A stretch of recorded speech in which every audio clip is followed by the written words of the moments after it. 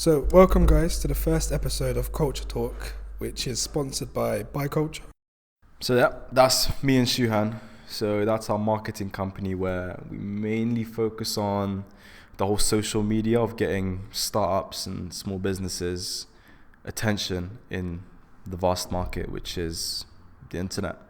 Also, we have House of Sheba. Yeah, so House of Sheba is a one-stop shop for beauty, skincare, and hair care products catered for women with melanin-rich skin, and that's launching in 2019. So make sure to follow us on Insta, on Facebook, at House of Sheba UK. So, like, everyone's socials will be in the description. Yeah. So let's go on to the podcast. Yeah, I mean... It's been a long time. It's been crazy. Yeah, man, it's been like, a month? A month of talking, yeah. And we finally, we had troubles getting my blackface to show up. But apart from that, it's been good. So yeah. Yeah, I mean, the initial conversation started, 2 weeks ago? 2 weeks ago, when we were together outside PhD. Yeah. I must have come up to you and been like, podcast. Yeah, exactly. I remember talking to you about it first year, because I listen to a lot of podcasts while I'm like in the gym, coming to uni. I don't know, I just don't like listening to music. Yeah, you're always telling me to listen to podcasts, I remember. I feel like you just educate yourself, really. And then I feel like we are starting it because we're at university. Yeah. We also have because when we were joining university, I was remembering I went on YouTube and let me see if I can find a video on how it is, but there isn't anything really out there. Yeah, that's actually something, like fully when it came to university, before I came, I probably watched like 2 YouTubers. There was none for UCL specifically. And at first I wanted to be that YouTuber to, like speak about UCL and put those videos out there for people to watch. But I always hit this brick wall. I was kind of like, I don't know if I want to. So it's good we're doing this to obviously help other students who want to come here. And if you're already here, then this is good for you too. To be honest, podcast is the new trend, so you might as well get in here. Everyone in the UK now is just jumping on. Yeah. It's been very like hyped in the US, where like there's Logan Paul, his brother, who else? Joe Rogan, massive. He's massive. It's a very big one. They're just going crazy with it, and now it's starting to come over here, where I think like PewDiePie and KSI I think has one as well. Yeah, I know. Randolph and Minimint have it. Ah, yeah, those guys. Yeah, it's called like. Let's not talk about it. So inevitably, we want to do this because we want to obviously say our experiences, but it's not going to be mainly uni based because we also have a few guests lined up, which we'll be bringing on soon, and they have a lot of like. I don't know, life experiences. Would you say? Yeah, life experiences. Yeah, like in different parts of life, where it's like mental health, fitness, business, and just all around. I mean, yeah, I guess like with this, we just want to represent everyone, I guess. Not just from the perspective of uni, but just like you said, from people's experiences. So like that will be all the better, the more people we can have.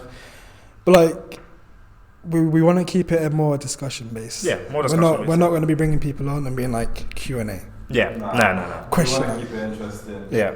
It's open for discussion, open for discussion, yeah. I think we should move on to the topic today, and I feel like we should talk about our stories of getting to UCL. Yeah. What is it on the rankings again? Third? I think it's like third? Is it third? Third what? In the UK or worldwide? Third? No, that's a lie. It's not third. Seventh. Seventh. Did we not drop down? No, we're seventh. We came back up. Yeah. Man sending shots. Yeah. No, I think we're seventh. Yeah. 7th in the world. And like, I can't remember what in the UK. We're not third in the UK. I don't think. It might be worldwide. And then 7th in the UK. Or is it 7th worldwide, 3rd in UK? But also that's something we'll talk about, whether UCL actually lives up to its expectations of its 7th in the world ranking. But yeah, that could be for another episode. Yeah, everyone is like, Russell Group. Exactly, everyone, but... I've got quite a few things to say about Russell. Exactly, Russell Group, same, but yeah. But like, I think what I want to talk about is the perception of having to do A-levels in order to be able to go to a top level university. Yeah. And I feel like that is a very wrong perception that people have, because all of us sitting here, have done BTEC. Yeah, we've all done. We've all done BTECs, yeah. Which is obviously also a funny term used to describe something which is less than or shit or dead, basically. Almost. No, they do that.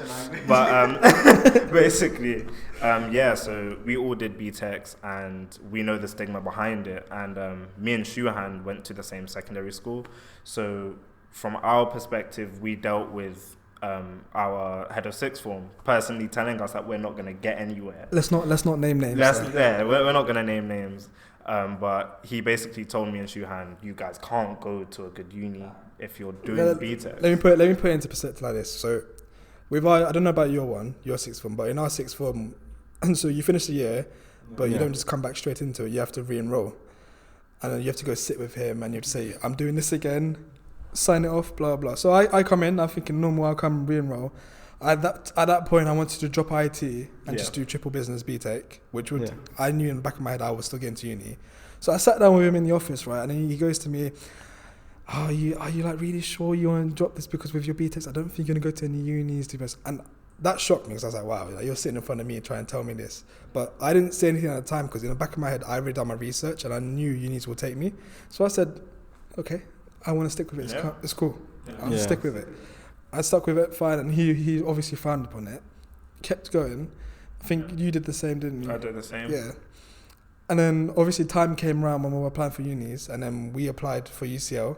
At first I didn't even think about UCL, because I was almost in the mindset of, I'm going to go to uni, but I'll just go to any uni. You brought up UCL. Yeah. And then we applied for it, we got accepted, and then obviously the school found out. And then it just blew up. It was just, the teachers were like you're amazing. I always believed in you, but then because I remember, it sounds like I'm making, but I'm actually not. I remember walking down the corridor and he comes up to me, shakes my hand, and I was just thinking in the back of my head, like, not too long ago, we're sitting in your office and you're telling me I'm not going to go to university. What's happening now? Like the time when we had to do our personal statements, that time we had to write our reasoning for leaving IT A-level. And after that, it just seemed like he just didn't want to speak to us, because we weren't making him look better if we didn't get into UCLs or your Kings or your Cambridges or your Oxfords. So every time I go to him with a personal statement, he'd just ignore me or reschedule the meeting or do something along those lines. So like it was focusing on the A-level students, just like showing no care for us. But at the end of the day, we became 2 of 4 students from our school to go to UCL. For second year, didn't students that were doing A-levels that failed came to BTEC. Yeah. Within the first month or 2, they dropped out of college completely because they couldn't keep up with it. And these are some of the people as well, like if you spoke to first year, like when they did their first year of A-levels, they'd say BTECs are dead. But when they came to do it, they could not keep up with it. Because with A-levels, like there are people who are smart in the sense you can not revise until the end of the year, and then you can bang out a month of revision, and then you can bang out a month of revision and then bang out the exam and get. But like with BTEC, it's non-stop. You're having to work. You get like what I used to get, I think 2 pieces of coursework a week for like the 18 units, which was over the 2 years. So it's just non-stop research, working on your work, and then handing it in and just hoping for the best. And then you find out at the end of the year. You're basically a constant deadline every week. Yeah. Which, in my opinion, actually is a true reflection of uni now and how we get deadlines. Yeah, 100%. It's way more reflective. My opinions, which might be a bit controversial to people, is exams should be scrapped. Okay, I'm not saying everyone should agree with me, but like, hear me out. So imagine when you're doing an exam, you do it on a whole topic. You don't know what's going to come up. So one section can come up, but a lot of stuff is not going to be in there. When it comes to coursework, you explore different aspects. You're able to go in there, research, and then write it and express what you've learned rather than memory. It's true. So that becomes more of I feel like that's a better way of learning than me trying to memorize something. I think it depends on what you're studying.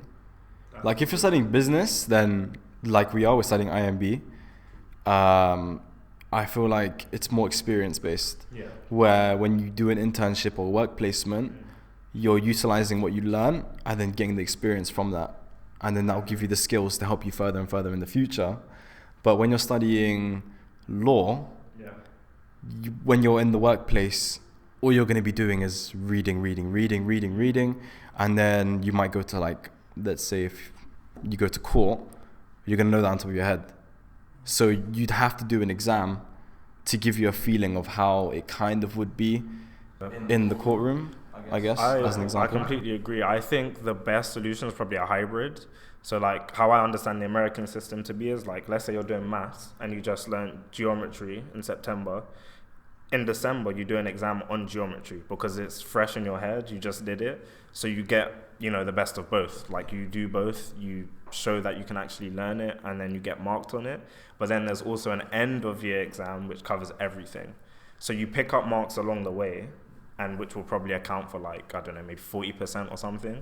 And then you do the exam, which will probably be like, I don't know, 60% or something. Yeah, that's actually changed my... No, seriously. I think that would be a better way to learn. Because, like, from what Maya, like, has told me, that's how she did her American system. And it sounds a lot better. Like, it makes sure that there's room to improve at every stage. Like, if you know what I mean. I think it makes sense. Yeah. It makes a lot more sense. My friend's in the American system, and when I speak to him, I feel like he has the advantage of... I feel like he has more flexibility in what he's actually studying. Yeah. Whereas we are just stuck in like a compulsory route where you have to do these modules to get your credits. Yeah. Whereas he can choose what he wants to get his end degree, whichever suits him and his path. Yeah. So I feel like that's where the American system has a benefit, but then the price of American schools and universities is just crazy. Yeah. You're paying what, like 250,000 for the year? Is that for the year, right? Or something like that. I don't know exactly, but it just seems crazy to pay that much money just to study. Yeah, I think top American unis are like $80,000 a year, $80,000, $80,000 a year. It's ridiculous. Like, and that's where most people want to go. Yeah. I mean, it's crazy to think how much we pay to learn. It's weird. Yeah. It's a weird one. And especially when it doesn't reflect in your paycheck when you leave universities. Like, all universities are paying a base level here of $9,000 a year if you're a home student, and probably how much for international, like 21? I think it's like 30. It's like 30, maybe between 20 and 30K. And we're all paying a base amount, but according to rankings, if you go to a worse uni, then you'll get a worse job that pays less, but you paid the same amount as somebody who went to a better university. It's not fair. It doesn't really add. Because I'm pretty sure 3 years ago or 4 years ago it was 2,000 or 3,000 a year. I think when my brother graduated 2011, I think it might have been 6K or less. I think that was 2 years ago. I think that was a year or two before we started, and then it increased to 9,000. Yeah, on like the year we started. And then on top of that, 2016? Did we start 2016? Yeah. What? Listen. They're never gonna stop taking money for us. Yeah. Let me give you another example, and I'm literally outraged. When we started university, Mr. Sadiq, you know Mr. Sadiq? Yeah. You know Mr. Sadiq, yeah. Yeah, I need to pay him a visit soon, but like the monthly oyster to Zone 1 and 2 was I was paying 86 quid, right? Yeah. Now, so by third year, it's 100. It's 100, yeah. Mine's jumped to 96, I think. It's Zone 1 and 2, right? But this guy was so expensive, but it's the same. That's another thing we should discuss is it's not worth it to study in London. I know London's the place to be. Yeah. London's the place to be. London's this, London's that. But think about how much money everything costs. Like, it's mad because, like, I'll go into, like, the print room cafe and I'll see international students working behind the cafe, and I'll be like, I should be working. Like, I don't have that much money to be splashing. Like, it is tight. Like, it is tight paying £91 a month just for travel. Like, it's okay if you're, like, using it every day, I guess, but, like, it's still tight. It's like, for me, I work. I have a part-time job on the weekend, so some of that money kind of goes to paying for things for uni. Yeah. Like the things I need, like paying for food or paying for transport or whatever. But then I have money on the side to be able to go out if I wanted to go out and enjoy myself. So it's kind of having like, I feel like uni, you have to have a balance of uni life, work life, if you have the time or if you need to, and then a social life. But then, that's another question. How do you balance all of that stuff? It is, in my opinion, incredibly difficult. In my opinion, like one has to take a hit, essentially.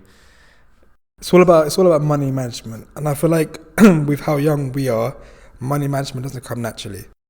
No, it's just a learning curve, to be honest. Because when you're in sixth form, you don't have the money that you have when you're in uni. Yeah, how much did you get during sixth form? No, what? No, listen, I'm not gonna hide nothing. I'll be honest with you. Yeah. When we're back in, this is during like secondary school times. Like my dad used to give me £1 a day. I think, same, I think. My dad would wake up in the morning, literally wouldn't get at the start of the week, like give me a £5 at the start. He'd wake up in the morning and hand you £1, a coin, to my hand and say treat yourself. But you know what's funny? That would last. No, you could go chicken shop. That with would Boss last. Man and But the that thing is, can have a back good then, the prices were low. I could buy a KA packet of crisps and like a sandwich or something, and I have like 20p left. Well. Yeah, and I had 20, and I'd have 20p left over. See, I was different. So I didn't have free school meals during secondary, but I had £3 a day. So that's a meal deal. That's literally a meal deal. Like that's literally a meal deal, like nothing else. But like that chicken Caesar sandwich though, would Yo. fill me. It's still good, you know. I had that yesterday as well. I remember the times, I think this is from sixth form when Subway did the breakfast subs for like £2. I never had that. So listen, literally, I never had that. so it would last only up until 11, right? And we'd have a lesson, and we'd either leave early, or as soon as the lesson ended, we'd literally run, because it's a walking distance. I'd say 15 minutes walking. We would literally run in 5 minutes, and when I say we went every single day. Listen, it was a foot long sub, yeah. English breakfast for like how much? £2, Like £2.50. £2.50. This is what I mean. We've come from backgrounds where we can't be like we can't rely on our parents. Yeah. I think I speak for all of us here. Yeah. It's where we can. I think it's just like we prefer not to. Prefer not to, of course, Prefer not to be. but like, also, I think the way our parents have taught us is you need to stand on 2 feet. Yeah. Because at the end of the day, no one's around forever. Yeah. You know. Yeah. And I feel like that's helped me learn more, like a few things. Yeah. But the only thing I haven't, because to be honest, with my money, I'm not too bad. Like I'm able to. Yeah, you're better than I am. I'm able to budget, Yeah. keep what I need to have, and always like be comfortable. But like I feel like because we were exposed to so much money when we came to university, Yeah, exactly. money management goes out the window. Listen, I went from £4 a day in sixth form, to how much? 7k a year. Now that's still like what, like 23k under like what I'd be earning if I had a job, but that's a massive jump. It is a massive Like- jump. When it comes to us, I feel like first year was kind of where it hit us, and we were like, we need to fix up in second year. Because in first year we were just like, what, every week going out, like couple times a week, every day, eat in restaurants, eat like whatever. Whenever we wanted, we just go out, eat. Whenever we wanted to go out, go club, wherever. Whenever we wanted. But now it's like once a month. Exactly. Like Once a month we're like, oh, let's go out and let's do this and that. I mean, I do meal preps now, and that's not just for money. That's more of health, like lifestyle, It's just fitness. Because we eat all this bad food, and think about we're at a desk or sitting down, typing all day. Where's their fitness? Where's the activities? You know what I mean? And we're eating like McDonald's, Nando's, KFC. But that's what we missed out before as well when I said work, social and uni life. Missed out fitness, making time to exercise. Because that's what's like, when it comes to food and fitness, that's what's kind of from inside. And that's what impacts you the most.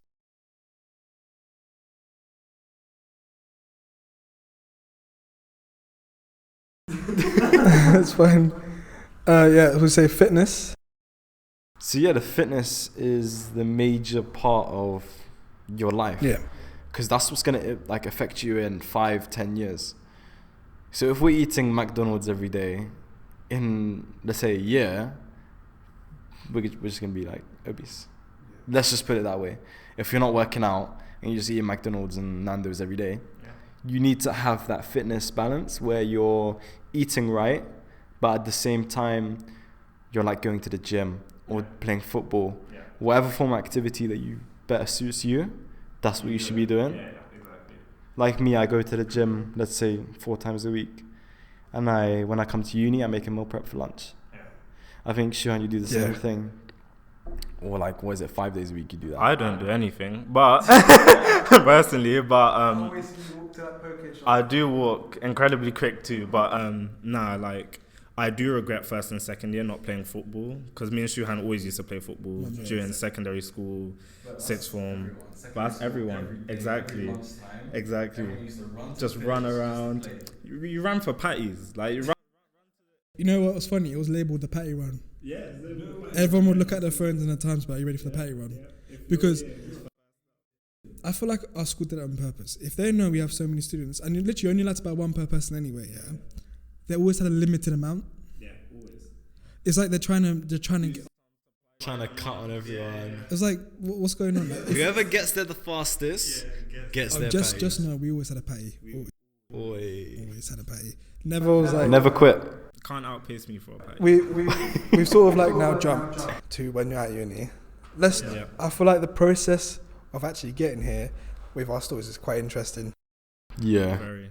Because I feel like you lot had much harsher time than I did, to be honest. Do you want to start with what was your process to get into UCL and how you found, when you were searching for universities, you have to do research about uni. How did you? I'm going to be honest here.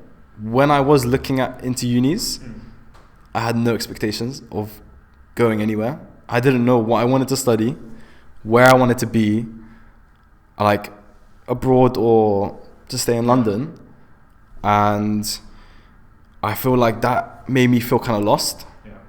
So when I was looking at courses and modules and everything, I kind of stuck to places that were, I'm not going to say subpar, but it's like, I wasn't aiming high. Yeah. And then when I saw UCL and I saw their requirements, I was like, I'm going to go there. I don't want to go anywhere else. Yeah. Like, I went to an open day for Royhampton. I don't know if you lot know Royhampton, but I applied there. I went to an open day where they offered like a reduction in UCAS points to get in. I went to the open day. They called me up one day and they were like, if you make us your firm, we'll give you an offer. That's it. You can come in. And then I was just standing outside. My friends were all inside messing about, and I was just outside like, do I want to go aim for the top, or just be okay and just go to Roehampton? And I said to myself, nah, I'm just gonna hit high, and then if I don't get into UCL, I'll figure it out when I get to that point. And that's what I did. I just told the lady, oh sorry, I'm gonna go to a better uni. And then when I said that, I was like, no. I literally said I'm gonna go to better uni. I was like, no, what did I just do? So like, they're not gonna accept me if I like mess up. I'm gonna be honest too, I had the same mentality as you. I pull up a bunch of unis, subpar, not really up there, like UCL. I remember you came in one day, you were like, yeah, I'm gonna try apply for UCL. So I was like, what's this? I was like, I know I've known Josh since we're young, so I was like, he's always aiming high. So then one day we're sitting next to each other. Well, it must have been like a business lesson, and then you pulled up UCL and you're looking at the requirements, and then the requirements were like, if you do a BTEC, you need 3 distinction. Was it 2 distinct? 3 distinctions. 3 distinctions. No, it was 3 distinctions at the time. Yeah. So then I was like, I'm like well on course for that. I'm on 3D stars. So I was like, just come next to me a little bit. let's look at this together. So then I was like, oh well, that's actually quite good. So we ended up like, cool, we'll apply for this place. And I remember personal statements. Oh my days. In school, I was known for the person that just left. I didn't want to be there. Like, I'm not like my attendance was bad. I was just never at school. I hated it. But that 2-week period when I was writing my personal statement after school, it was Miss Chowdhury at the time. I can say her name is fine. My teacher was called Miss Chowdhury. Oh my god. What? My tutor. She's my tutor as well. She was my tutor. My tutor as well. So she'd keep me back and she'd be like, so she'd be like, we're gonna get this done for you. I was like, yeah, miss, we're gonna get. Yeah. I used to mess around a lot. Yeah. I won't lie. I was just not well behaved. So then she sent me from teacher to teacher. Literally went science department, went history department, went English department, and my personal statement went through like 7 people. Yeah. Then I looked over it with her one time, and she said, "Good luck." Submitted my application, and I got my place. Yeah. But that's different for you. That is very different from what happened to me. So, in the business class we had, it was me, Shuhan, Camille, and Dan. Other 2 students who do IMB here, of course. They all came from our mine and Shuhan's business class in 6th form, and so Dan and Shuhan applied, I believe, maybe a week earlier or so, in November of 2015, and they heard back probably within 2 weeks. Yeah, it's quite quick. I applied at a similar time and I heard nothing, and I was set on UCL because basically how my ideas of what uni I should go to is that my eldest brother went to Cambridge, my middle brother went to Middlesex. They both did exceptionally well. The stigma around African families is basically go to the best uni, become a doctor or a scientist or something of that sort, and earn lots of money. So I had that mindset too, not really too worried about the stigma, but I wanted to aim high. So I was like, when applying, like, I want to aim for UCL or wherever does BTech. So I did that.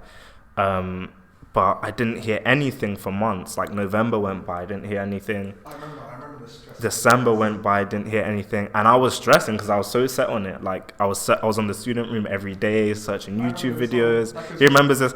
And, like, funniest thing is, Shuhan said to me probably, like, maybe 2 months in, watch one day, we're going to be at UCL and we're going to be looking back at this moment. And we're going to be like, watch. And I just told him. Oh, I remember that. I actually did because I could see he was stressed. So I was like, in my head, I was like, situations happen like this usually when there's a good thing at the end. So I said to him, look, let's just see out the process, and I think at the end of all this, we'll be at UCL. We'll sit down and be like, look at the process we went through. Look where we are now. And funnily enough, So look where we are now. it was me and Camille. Camille as well, also in my class, and also on IMB now. He also didn't hear back. So we had part-time jobs at home base at the time. Yeah. So from November, I didn't hear anything until March, probably like the 20th or something. That was like 4 days before the UCAS deadline closes. I'm at home base, doing my shift, just walking the shop floor, doing nothing, like smelling candles, doing nothing. And then I just get the email, like, your UCAS application has been declined. Like, and I was just like, and then Goldsmiths became my firm choice. And I was just like, I cannot believe this. Like, I just couldn't believe it. Like, I'd aimed so high, worked hard, and then it just didn't pay off. To be honest, I can't imagine myself in your situation during that time. Because I feel like you can explain it more, but I feel like you had the sort of willpower which not everyone possesses. Yeah. And I feel like if anyone listens to this, they should take that as an example. Because I do not actually think if I went, because you'll explain it, because I've heard it, you haven't, so you'll hear it. Personally, I think if what you went through, if I went through it, I wouldn't be here right now. But like, you should explain how the willpower this guy had, honestly, like. So yeah, so I was not ready. So I got that, and that email just like, I was just so distraught. Like, I didn't know what to do. But I was like, you know what? Like, I need to get into UCL. Goldsmiths were emailing me, asking me to follow up and confirm like my place because they'll give me unconditional. I was like, okay. So then I went on to email Richard, our lecturer, who's the funniest and best lecturer in the world. Oh, but he was advising me on what to do or what I can do. And he was like, maybe like check other courses at UCL, see what you can do. He gave me good advice, but it wasn't anything concrete or that I can use to get like into UCL. So I was like, okay, I'll see this. There was UCAS adjustment. So adjustment. So for those who don't know, UCAS clearing is if you don't meet your grades for A-levels, then you can go to unis that will just accept you regardless, basically, with lower grades. UCAS adjustment is if on results day, if you exceed your grade requirements, there are a select few courses at select few unis that will accept you, but only if their courses have been put up onto the program. So I did business BTEC and A-level media. I waited until results day. We all got 3 distinction stars, and I got a B in media studies A-level, and that meant I was applicable for UCAS adjustment. But the only course at UCL available was urban planning design management. No, listen. We're not here to put any course down. No. If you're doing urban planning, you do. That's great. You do. Amazing. Listen to me. No. The first lesson of urban planning, yeah. I can't remember where he was from. He asked what we had to do was draw the person's life story. So the person explains something to you and you draw it. If I could just show you, in fact, I'll bring the art book here. Yes, exactly. That's what we had to do in our first. If you saw my drawings, like after that lecture, I was just like, no, there's no like. But anyway, let's backtrack a little. So urban planning was the only thing, and I was like, what do I do? Do I do urban planning, or like do I just go to a different uni? And I was like, you know what? I want to do IMB. So start searching the student room, start asking if you can switch courses first, second week. And I was like, you know what? There might be an opportunity here. This is what I mean, proactive. So as soon as I got my results, there was no hello, what did you do, congratulations. I was like, no, none of that. I went outside the school gates called UCL. I was like, basically, I've got my A-level results. Are there any places? They said, yes, urban planning. And they were like, okay, we'll review your grades and call you back if you're successful. And that wait was the most stressful wait of my life. Like, it was probably 3 hours after I called, and they called me at home. My brother had just come home having norovirus. He was sick everywhere. But they called me and they were like, you've been successful onto urban planning. We're going to send you your application and your details. And I was at UCL. Me and Camille were both at UCL on urban planning. But which is the first step. Which is a first step, but we didn't want to do urban planning. Then I got in, was emailing Richard and Dave, asking about switching courses. They were kind of reluctant. UCL has an odd policy that like we kind of don't want students to switch courses.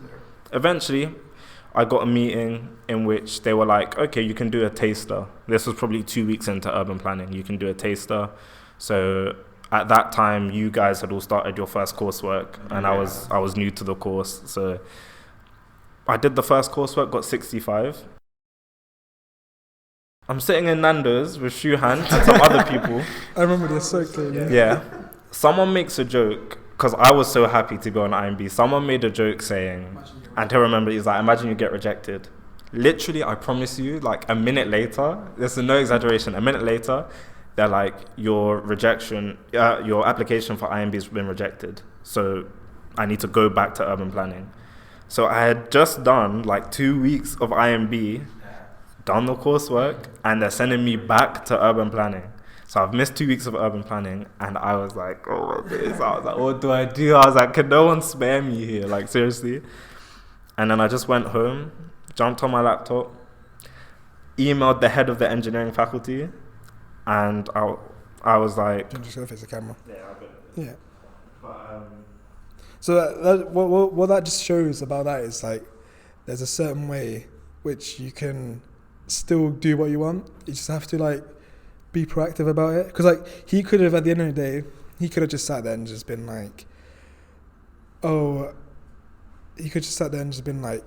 just pause your recordings. Yeah, so, okay, sorry, our first camera kind of cut there. Okay, cool.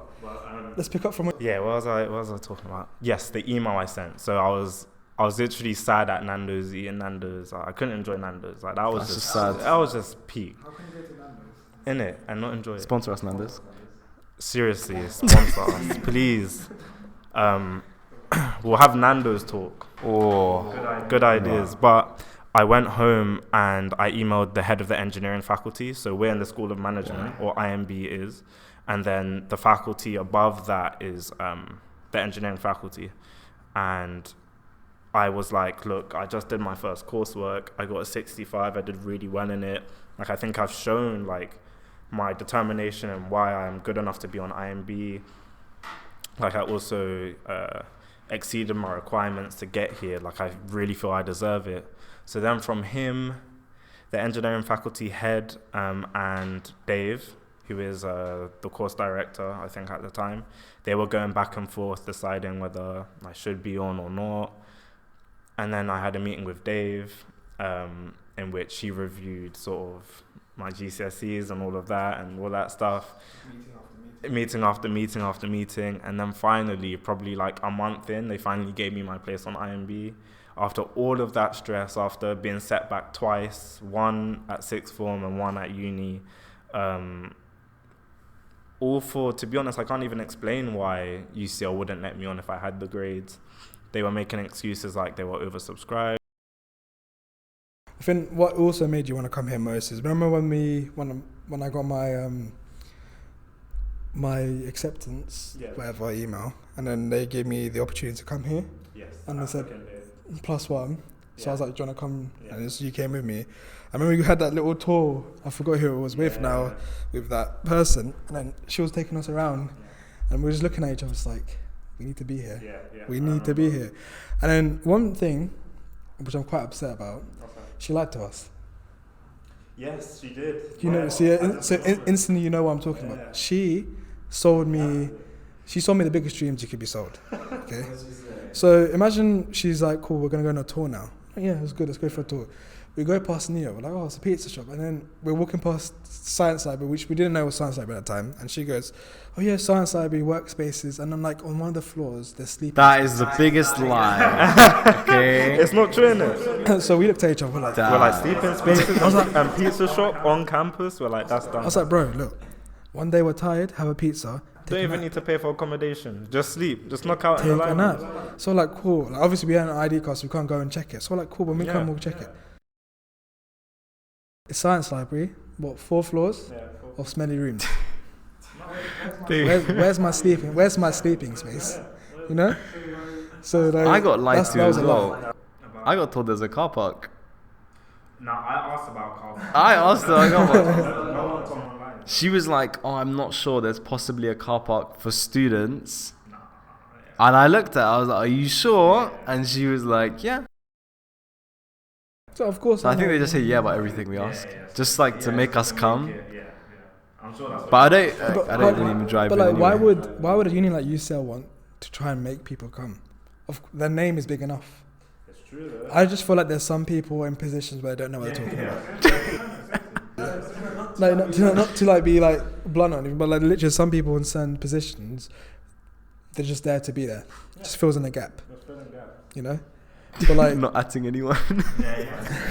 Listen, we can't do name calling. As soon as we start name calling, that's when it becomes getting strikes and all that business. You know, I haven't got time to be dealing with people. You know, so now you heard his process. My process is obviously much smoother than that. I was just with him throughout it, so I was feeling the stress with him. Moral support. The oracle telling him one day we'll be here, which we ended up happening. But what I feel like the key thing to take from what you just said is, and I've said it just like a little bit ago, it's literally anyone could have taken that situation and just been like, yeah, cool, they're not going to take me, I can't get into UCL, forget, I'll go semester, do whatever. You got yourself onto, so this could be also people that are applying to uni to use this. So if you don't get into UCL, apply, if you get the grades, apply through access. Was it an access? What's it called? Adjustment, sorry, access. Adjustment. And then get onto your whatever course you're on, and then from then, straight, be on the cases. Get onto the heads of the courses and be like, yeah, I want to change. Nothing I think helped you was the fact that you'd already done a coursework and you already got a 65. Exactly. They saw that you are more than capable to be on this course and get a good grade. So that helped you as well. So it's your persistence and you actually being proactive that got you on there. So like literally, if anyone's trying to come to uni, do adjustment, get onto it. If you have a passion for that course, you're obviously going to do well in it and try and get on it. Because honestly, very realistically, if you don't have that, you're going to end up at a place for 3 years that's going to take £27,000 of your money plus your loan that you hate.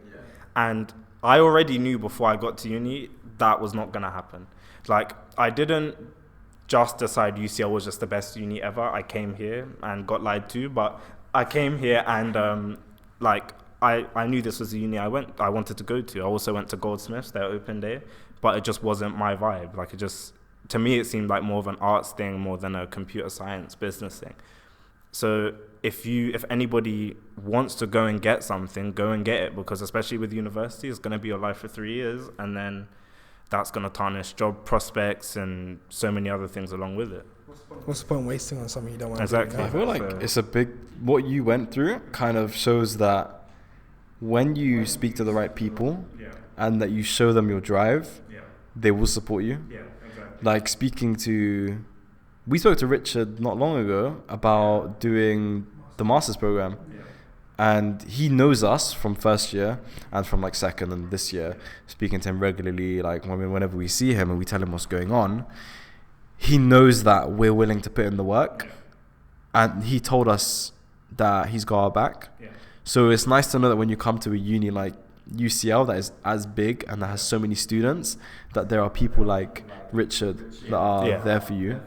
And also like Dave and the rest of the faculty that are willing to actually support the students through whatever problems they're having. Yeah.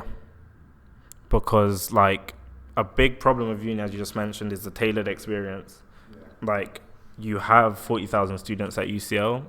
I don't know how many lecturers there are, but definitely not enough for every student. So like it's very much dependent on the lecturers to be able to provide not just the learning experience, but that tailored experience of helping students through things. And I think Richard is very helpful in that aspect in making sure that we have that. Another thing I would say is, with workspaces at uni, one thing I've realised is when I left primary school, they upgraded it. The year I was leaving, they upgraded it. When I was leaving secondary school, the year I left, they upgraded it. We're third year now. I mean, we're going to do masters, but we're leaving. There's literally a new student centre. So is there something on me, or what sort of bad luck do I have? Like every time I leave, the school gets better. We perpetually have bad luck. Like the year we came to Highgate Wood, year 7, 11 years old, they got uniform. EMA, £30 a week allowance. Both my brothers got that when they were at Highgate Wood, like £30 a week. Do you know what you can do with that money?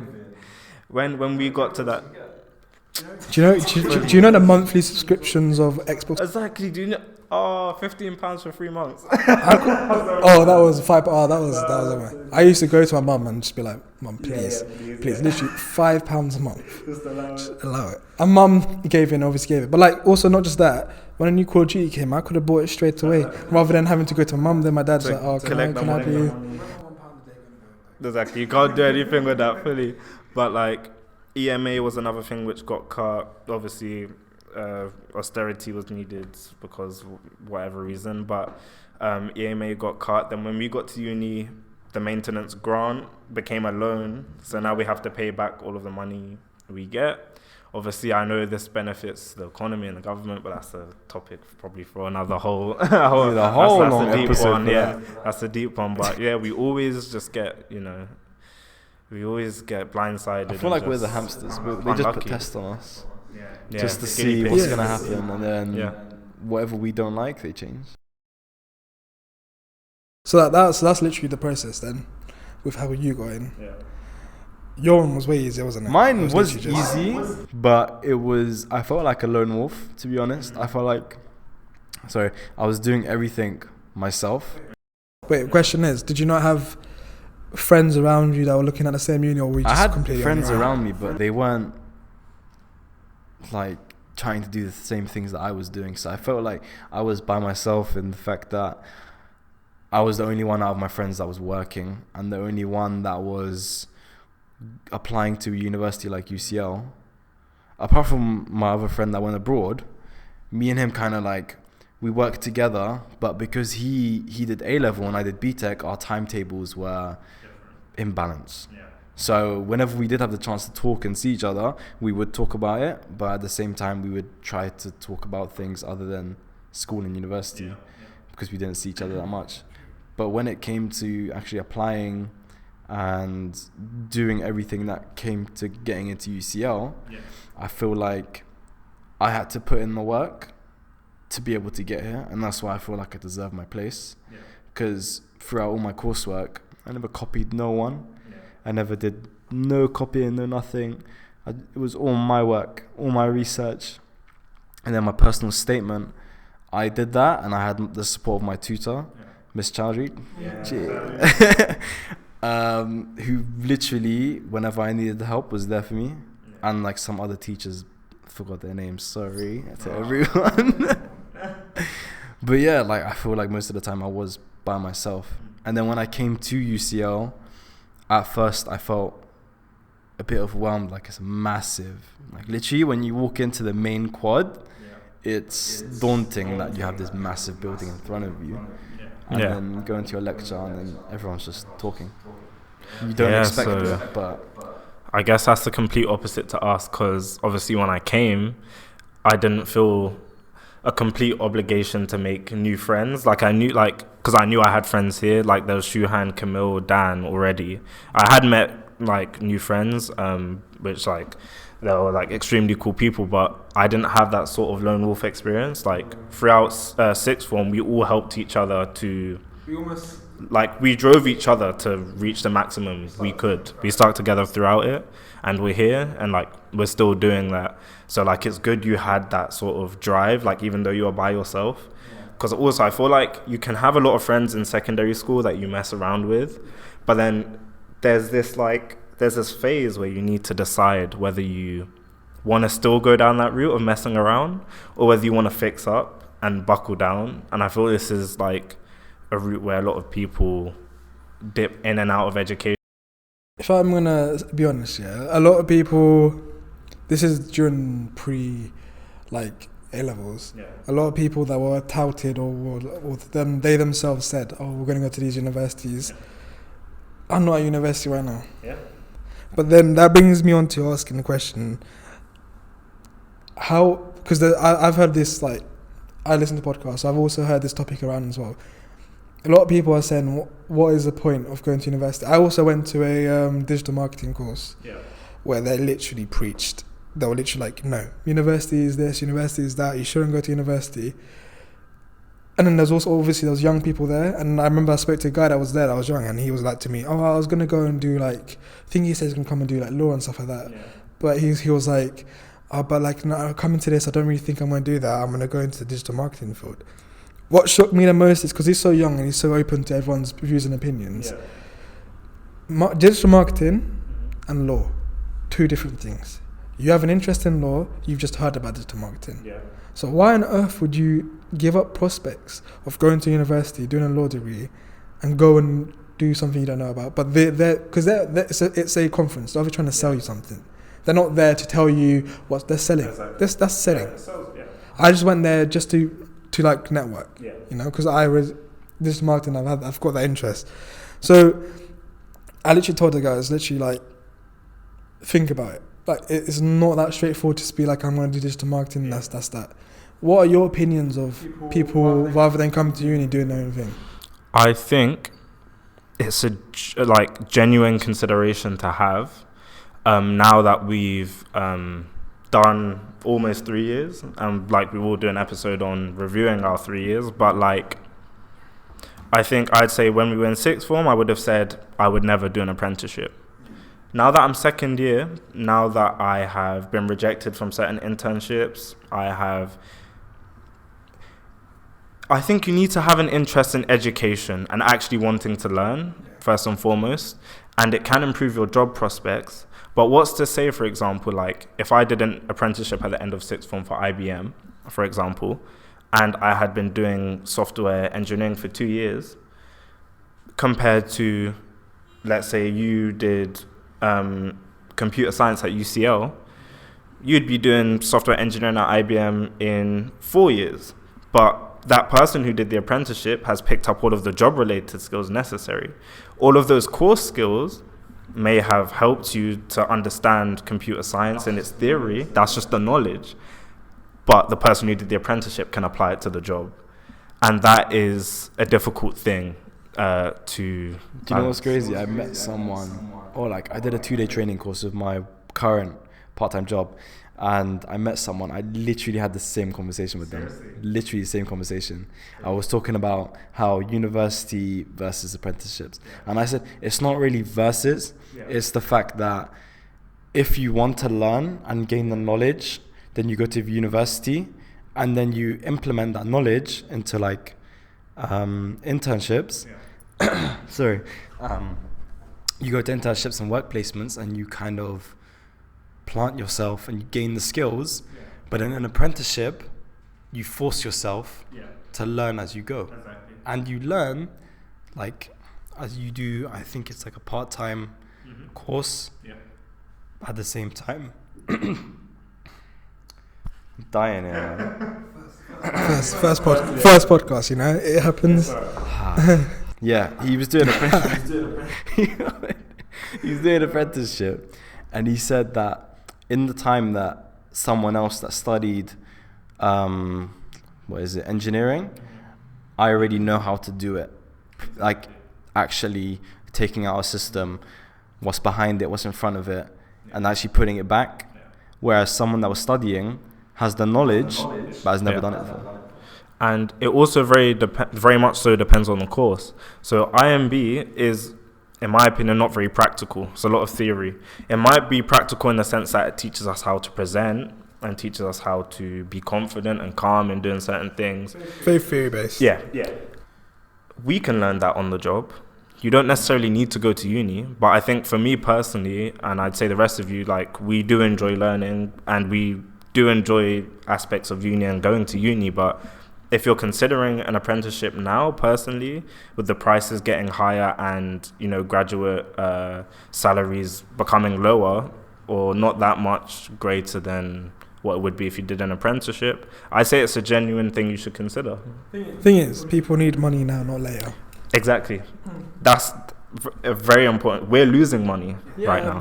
We need money now, not later. But Look, we're in a fortunate place. we're in a fortunate no, we're at university is cool, but I don't know if I want to say. I don't know if I should say this. Okay, cool. I think.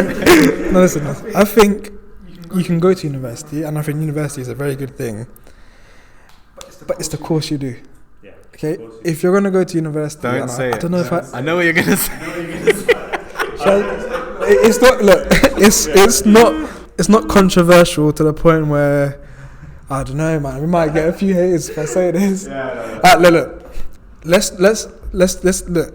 IMB is a very vocational course.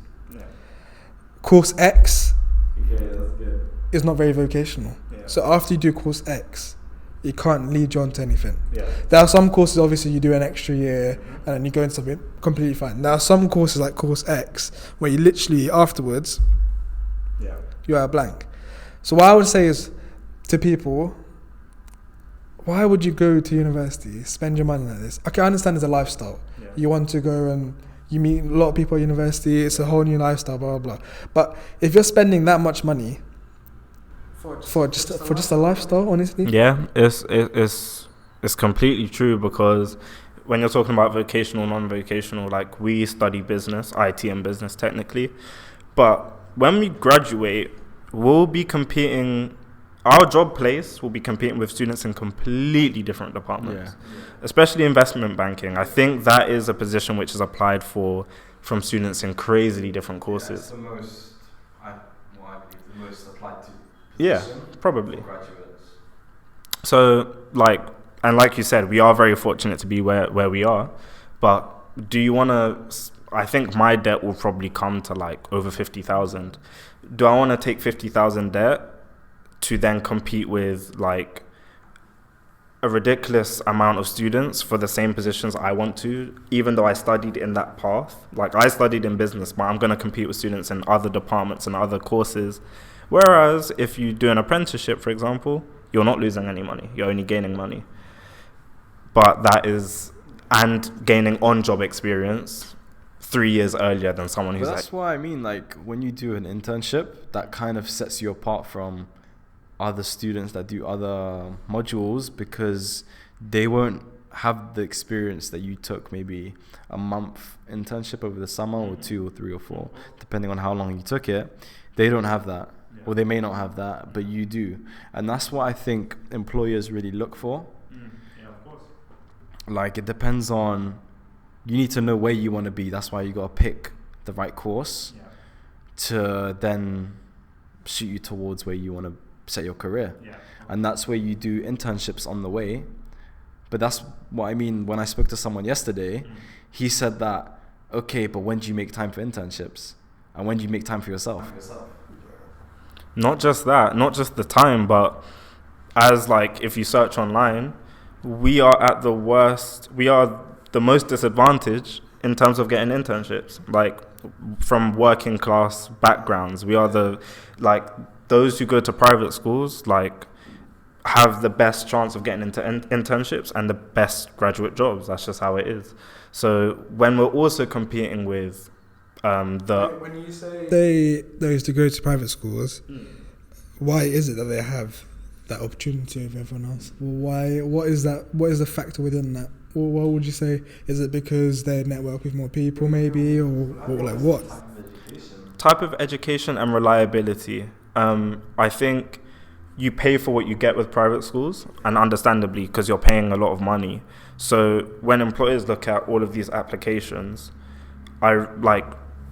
if you've been to a certain school and they've had interns before who are clearly have been educated at that level that they've paid for, and it's way more, what's the word? Like you can be assured that you'll get like a really good person to help your company achieve your business goals, then I'm sure you will go for that, as opposed to someone like state isn't that schools. the same thing as, okay, they went to state school, but they went to a university like UCL. So that kind of, you went to state school, cool, but then when you went to UCL, cool, that like sets you up. So that's one reason why coming to a university like UCL was such a massive brand name, let's call it a brand name, that kind of sets you up. And the fact that when you go to these prospects events, you tell them I go to UCL, everyone's like, wow, this guy must be really smart or must know what he's doing to be able to get in that position. That brings me on to the point is, you know, when we're applying for university, how involved were your parents is the question. How much did, if I'm going to be honest with my side, my dad didn't really ask me. My mum didn't really ask me. All through education, they've been very relaxed with me. They haven't been like, are you doing this? Are you doing that? Are you doing your homework? You say it's good. I think it's good in some aspects. Some aspects it isn't good, because sometimes I feel like you need someone to be, you don't want someone to be like controlling you, but you need someone to like just to be on top, like, oh. Exactly, But with my parents now, I told my dad I'll go into UCL, and then he obviously knows UCL is a big uni. Just didn't ask what course I'm doing, nothing like that. He's like, oh, I'm telling everybody. I'm telling everybody. Literally went around and told everybody. So he wasn't involved in the process, but once I got there, he told people. So how was your brothers, maybe, and then how was? So I don't know if you want to. Yeah, man. It's an interesting point. It's an interesting point. It came to me basically when I was in secondary school. When I first went into secondary school, I went through like kind of a phase where I was not the most behaved person in my year. I can relate with that. Just wait until this. Yeah, like I wasn't the best behaved student, and then after like, I think it was like year 9, I was like, I need to fix up, because that's when they started telling us, you need to get good GCSEs to get into a good sixth form or college, and then to get into a good university. And that's where it kind of hit me. And also my parents were like, you need to fix up, what are you doing? Also like comparing me to my sisters, being like, your sisters went to university, are you gonna get into university? I never had that. Literally, when I say my parents just didn't care, not that they didn't care. No, but Education was never a topic of discussion. Let you do you. Yeah. But the only thing that can happen is that if someone that's not really can be like guided away easily or could be manipulated easily, that was very dangerous. But with me, I feel like because the people I surround myself with, so that was obviously with you and other people, I know everyone was on that level of, we're going to go to. Yeah, exactly. But like, when parents are not, so your parents were obviously feeding back to you. Yeah.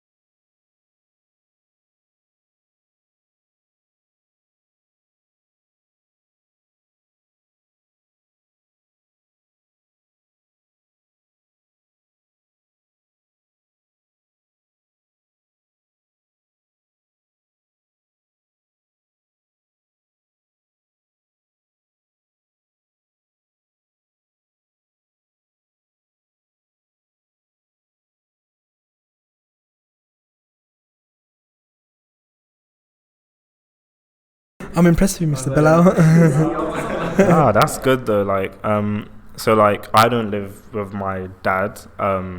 He's just about somewhere in Ghana, probably under some mango tree. But anyway, he's not in my life in any way. But basically, who needs parents? Who needs them? No. Everyone respect their parents. But what's it called? My dad.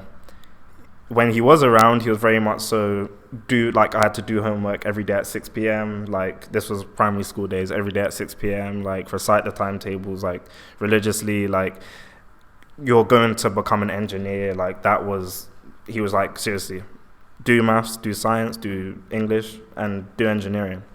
Once he left my life and my brothers came in and they had gone to sixth form and university, they just advised me, like, so well, to the point where they were like, look, just try the best you can and try and get to the best uni you can, but like university isn't everything, like there are other routes. And like, since they were my brothers and they had been under my dad and they had also followed university, I was expecting them to be like, you should also do this or you have to do this, but they weren't like that at all. Like, they really guided me like in a way in which I didn't feel like someone was telling me what I needed to do, what I had to do. Like, even with BTECs, like, when I went to the sixth form, like, open day where, they tell you about courses and stuff, like, I told my brother I wanted to do BTECs, and obviously he went to Cambridge, and I was expecting a response like, why did you do BTECs? A-levels are way better. But he was like, I just don't think you have the drive to do that well. And when I heard that, I was like, at least he's not telling me, like, the head of sixth form, like, it's just not going to get you anywhere. Like, Richard, my brother, was more worried about my work ethic. So I was like, from that point, I'm going to improve my work ethic and I'm going to work on it. So look, that's from a Cambridge student. Like, come on, you can't say anything. He's literally went to Cambridge. Hats off to him. That's what I'm saying. There's a common misperception of BTECs. Like, everyone sees BTEC as this thing where everyone our age, you call lower, if something's bad, they say, oh, that's a BTEC. If something's fake, they say that's a BTEC. BTEC version. But even we saw examples of people dropping down and not being able to do it. It's like, before you try something, don't go with what you've heard. Exactly. You know? Like, literally every single week would be... That's why he questioned your work ethic, because every single week we had a deadline for something. If you didn't do it, they weren't going to chase you about it. If you did it, come. That was literally like our class. I don't know about your BTEC class, but our class got cut down by ridiculous numbers. Because people weren't, and I thought it was all like some kind of joke when like teacher would, like Miss Hastings would say, like, if you don't like keep up, like you're not gonna be here. But people just weren't or couldn't keep up with the work, because obviously, like, with GCSEs, it's a lot of work. It is a lot of work. Like, it's intense. Like, my class was quite big. I don't even know how many it was. There must have been like 25 to 30 students. I think it's pretty much the same. It's pretty standard to have that many students in a UK school. But I feel like you do have to put in a lot of work. But then when it comes to A-level, you put in a lot of work towards the end. Yeah. That stigma with BTECs is the same as apprenticeships. Like, it just depends on what you want to do. Like, that business BTEC was great for us because we were heading down a business route. Like, if you don't know what you want to do, A-levels might be great. You learn some stuff that you want to do, but then you find that a lot of people do all of these A-levels, but then pick something at uni which is completely different. And then sometimes people still don't know what they want to do. Like, they do their course at uni and they still don't know, like, if it's for them. So it's just really about finding what's for you. And obviously it's a massive risk, but like, I just feel like people shouldn't knock apprenticeships or BTECs or universities. I think it's literally, rather than going off people's opinions, I think doing your own research is key. Rather than asking someone about their opinion, your own research is key. You shouldn't really be going to someone being like, imagine you love universities, you love apprenticeships. Of course you're going to tell me, no, forget universities, and you're going to tell me go to universities. I feel like sitting down, doing your own research and educating yourself sometimes is literally the way forward. Sit down on your laptop and just read. Like, and there's student rooms and everything everywhere. That's literally what I use for BTECs and trying to find out. Like, I literally search like can BTECs get you to a good university? I'd search maybe what would be considered silly things like that, but genuinely, like, those responses helped me to make my decision. That's what happens when you listen to other people. It kind of makes you worry about, would I actually have a future? Of course. Where you're like, okay, I did a BTEC, and then because everyone treats it as kind of like a joke, you think to yourself, wait, am I actually going to get into a good university? Am I going to get a good job? All because I did a BTEC and I chose the easy route because other people say it's the easy route. For the people listening on Spotify, I just did a little speech marks. Easy. But like it's not an easy route. No route is an easy route. I wouldn't say. There's just different paths for everyone, to be honest. Like, I think after sixth form or college, is that an apprenticeship as well? Is that be called? Yeah, you can do that as well instead of coming to university and working at a big company such as KPMG or Deloitte.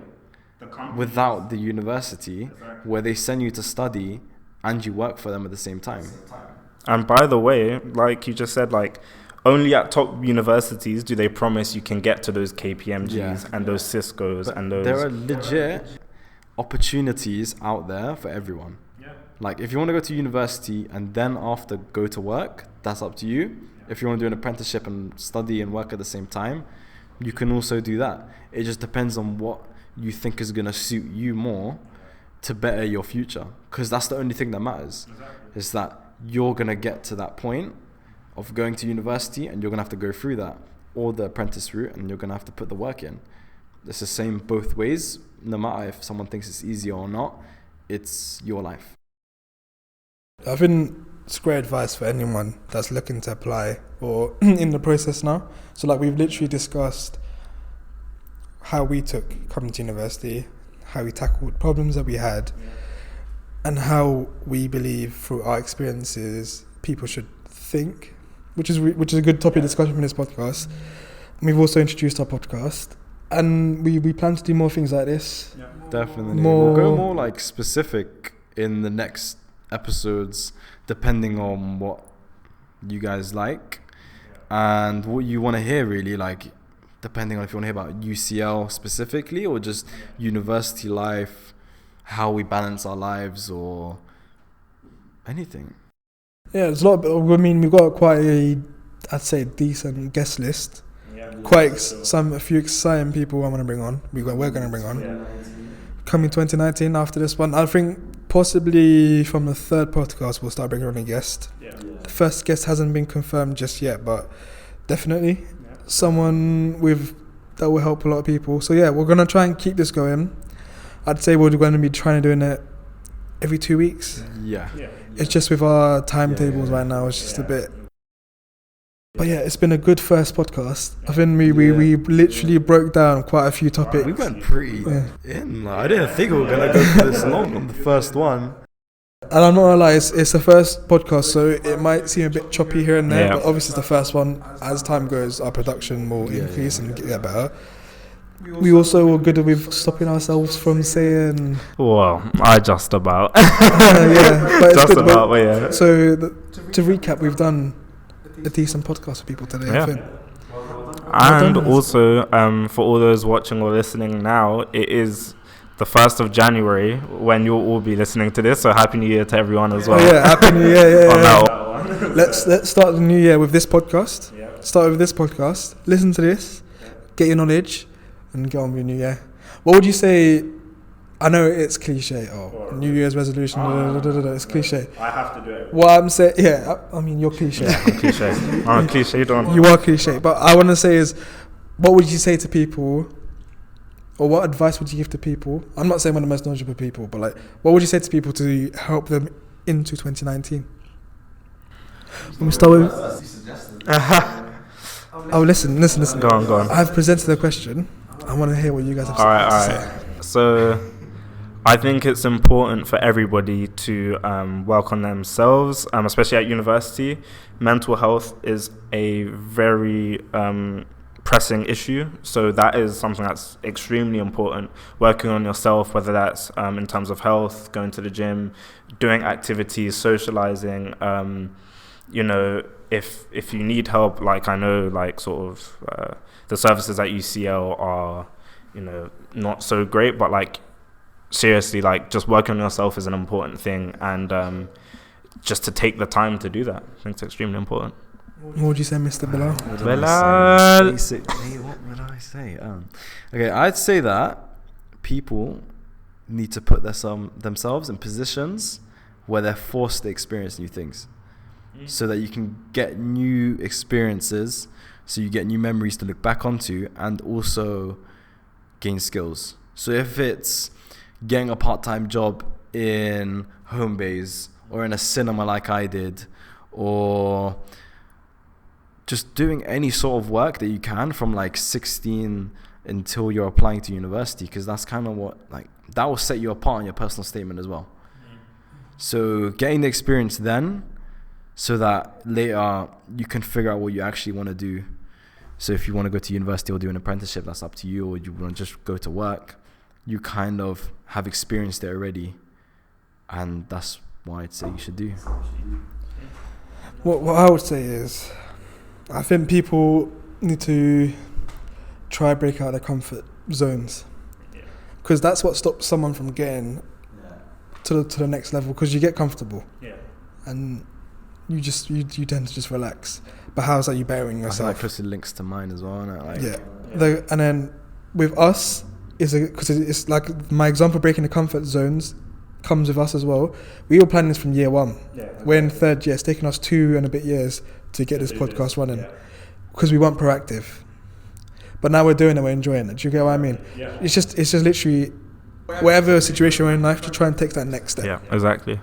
There's so much like preparation I've done with YouTube channels and all, like so many things, side projects that I've been so interested in, never followed through with. So that is a topic. Yes, for another time. Discussion. But just whatever it is that you want to do, take the next year, work on it, and do it, regardless of what that may be. Right, so I think that's been a good podcast, and we'll catch you guys in episode 2, which sometime in January. All right. Bye, everyone. Thank you, guys.